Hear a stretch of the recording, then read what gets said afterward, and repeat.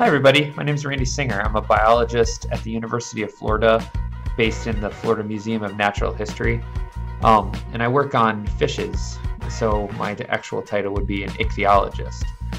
Today I'm going to talk to you a little bit about the deep sea and all of the animals and that live down there.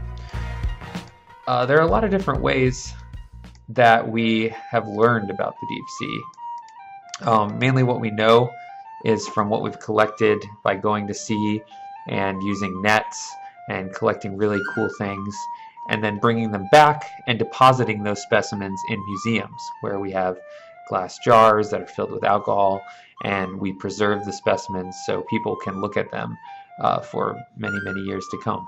In fact, a lot of the specimens we have in our museums right now, some of them are from the 1800s, like hundreds and hundreds of years, and they'll continue to be there as long as we take care of them. So in addition to going out and collecting specimens with nets, what we've done more recently is we use ROVs, or remote operated vehicles, which are basically like a giant remote control submarine that people can control from a ship. And these submarine or ROVs are equipped with high definition cameras, and we can send them down and we can broadcast what the ROV is seeing, and the pilots up on the ship can control the ROV, and sometimes they can actually use the ROV to collect specimens. So here's an example of what the display looks like for people who are controlling the ROV. And one really cool thing is through this program at NOAA called the Okeanos Explorer program, we're able to actually in real time send all of these images to everybody at the rest of the world, so scientists can tune in, we can explore the deep sea. But in addition, you can actually go online when Okeanos is doing its dives and go along with us and explore the deep ocean, and you can ask questions, and there's scientists that are right online to answer your questions. And you get to see the animals alive in their natural state, swimming around like you see in this picture. And that's a little different from when you go out and you collect them and bring them back, because a lot of times they actually die on the way up. So here's a video real quick where I'm online narrating as we have explored. We're exploring and we found a deep sea dragonfish, which you can see here. I must say. Oh, it's a lure. I thought that was a snout. Yeah, chin barbel. That is great. Let's do that again. Hang on.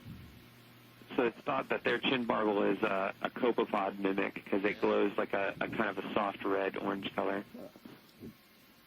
So is there another one? That's definitely Stomius boa right there. Stomius boa. So this is about 200 meters deep, or about 600 feet. Here's another organism we've seen on the bottom of the ocean. This is an Ipnops, or a deep sea tripod fish. You see it has a disc on its head. It actually doesn't have eyes like we do. It has a disc on the top of its head that can see different changes in light, and it uses the changes in light to find its prey instead of actually looking for it because it's pitch dark. Right now you see it in the light because there's lights on the ROV, but normally it's pitch dark. So I want to do a quick exercise. I want everybody to sit and imagine what it would be like to be in the deep sea. So you're down there, it's really dark, and then all of a sudden you see a bright light ahead of you, and you're attracted to it because a lot of organisms in the deep sea do emit light, even prey.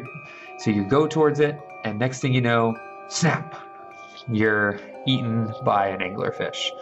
And so the anglerfish actually tricked you and used bioluminescent light to bring in its prey. But bioluminescence isn't just in the deep sea.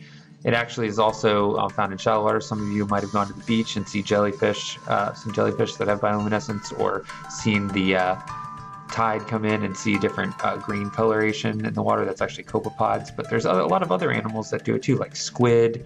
There's a lot of fishes. There's invertebrates. There's cuttlefishes, and they use the bioluminescence to confuse and startle their prey. And then here's actually an anemone as well.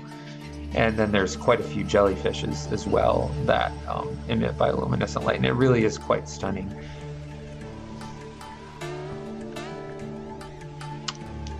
But you get to see the real amazing bioluminescence when you go into the deep sea. So to get there, like I said, you have to either use nets or an ROV or actually get in a submarine and go down. And what you see when you turn off all the lights is a fireworks display of color and light, and it's beautiful.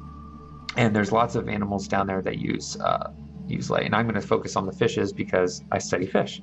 So here's an anglerfish, a Melanocetus murray, and here it is flashing its esca, or its lure, on the top of its head, and actually makes that light to attract prey to its mouth. So here it is swimming around.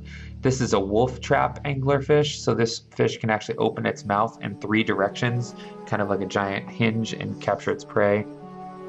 Here's a really, really long esca of another anglerfish that it actually dangles down very far away from the fish, but then theoretically it can bring that esca up and snap up a fish in its mouth. They also have large teeth. These large teeth are used to grasp onto the prey and hold onto it so it can't swim away. So that's what they're trying to do. This fish actually has 2 luminescent organs to try to attract probably different types of prey. And then in addition, they actually can move their lures to be more attractive, because movement tends to attract things from far away. And it really is quite amazing. And there's a huge amount of fishes and other animals as well that use bioluminescence to capture their prey. And here you can see the anglerfish bringing in a squid for supper time. But it's not just for capturing prey. You can also use it for defense as well. There's some shrimps in the deep sea that actually squirt bioluminescent liquid. There's fishes that do it too. And it actually sticks to the face of the predator, disorients them, and then also could make them be susceptible to being eaten. And then here's that esca I was talking about earlier that anglerfishes use, and they actually make light by having bacteria that live inside their body to make the light, so they don't make the lights themselves. Whereas other fishes and other animals as well use a chemical compound called luciferin, and they transform it into luciferase, and then that releases light with energy. And actually, people have tried to synthesize this chemical, or this enzyme, in a lab, and they're planning to use it to do things like splice into the genes of trees to make them glow, so you have natural lights. So with that, I just want to let you guys know that it's an honor to be here, and thank you for inviting me. And if you have any questions about anything related to the deep sea, or fishes, or museums, or being a biologist, I'd be happy to take any questions. Thank you.